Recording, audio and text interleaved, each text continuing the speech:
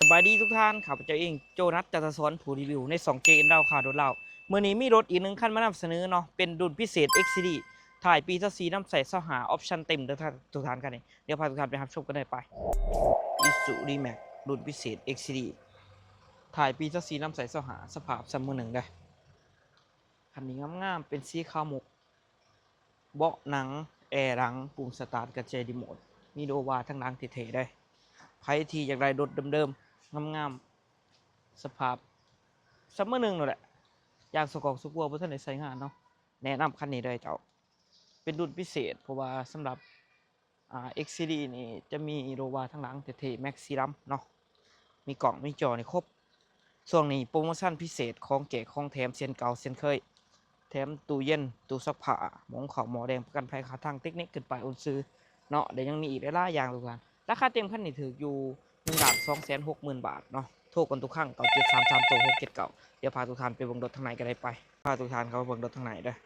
ทางในจะให้มาเป็นพวงมาลัยมัลติฟังก์ชันเนาะโลโก้ Isuzu สีแดงสำหรับ XCD เนาะแล้วก็จะเป็นเบาะ XCD แบบนี้โลโก้ตัวเอกเนาะงามๆเนาะระบายอากาศได้ดีเลยทุกท่านมีหูระบายอากาศเนาะเกียร์กระปุก6สปีดกล่องจอในครบตับโลหุ่มหนังสายเดิมเนาะคันนี้ตับโลสายเดิมในงามพับแบนอะไรทุกท่านเลยสุดคันนี้มีแอร์ดังเนาะสำหรับ XCD เจ้าเบาะหนังทางหลังเช่นเดียวกันงามเกียร์กระปุกเลยค่อนข้างหายากสุดๆแหละจะให้มาเป็นมัลติฟังก์ชันปุ่มสตาร์ทกับแชร์รีโมททุกท่านเลยเกียร์กระปุก6สปีดมีกล่องถอยเซ็นเซอร์ถอยให้พร้อมเจ้าออปชั่นนี่ให้มาเต็มสุกอกสุกัวนี่มัวทันในลงผืนเลยกระดิกกระแจนี่ครบเนาะทั้งทอกทั้งถ่ายนี่ใช้ง่ายสบายเนาะตัวนี้แม็กไนเนอร์เดิมเด้อของ Isuzu ทั้งทอกทั้งถ่ายนี่โบต่ำโบปีแน่นอนประกันเลยงามๆสวยงามๆตับหลบโลเนาะสะอาดสะอ้างรถเห็นไหมอันนี้กินความใหม่เนาะข้างหลัง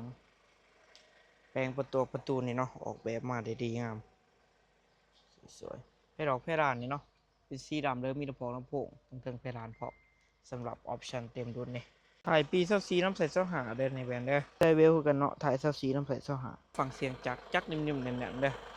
บ่มีอายบ่มีควันจักนิ่มยุดเก่าเนาะหัวหนอข้อน็อตในสภาพเดิมสีนี่เดิมบัดคันเลยบ่ได้เฮ็ดยังเนาะข้านหนอข้านหนาอยู่ครบหัวน็อตบ่ทันแกะทันมาหมอไฟก็เดิมๆแต่ห้องงานเด้อจ้ะ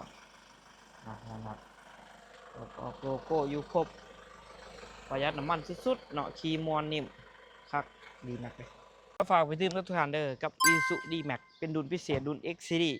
ถ่ายปี24น้ำใสเสาหาเกี่ยวกับปุ๊ก6สปีดเนาะสำหรับรุ่นนี้เกี่ยวกับปุ๊ก5อย่างเด้อส่วนใดก็จะมีเกียร์ออโต้เจ้าไผมาก่อนในก่อนมีคันเดียวเท่านั้นเจ้าสุดผ่อนเท่าไหร่เป็นเดือนปีได้สบายราคาเต็มคันนี้ถึงอยู่1,260,000 บาทเจ้ามือรถตัวจริงกับสมาร์ทโอ้ร่วมกันไหนต่อรองกันไหนรถจะปักเสียแล้วทุกท่านโทรก่อนทุกครั้ง9733ตัว679เนาะหรือท่านไหนอยากได้เปอร์เซ็นต์ค้าในน้องในหนาก็ให้แม่นโทรแจ้งก่อนทุกครั้งเลยก่อนมาทุกท่านเนาะมีของแจกของแถมหลายๆอย่างเนาะขับเจ้าเองโจนัสจะสอนใน 2JN เราค่ะเราขอขอบใจทุกท่านหลายๆเดี๋ยวเจอกันใหม่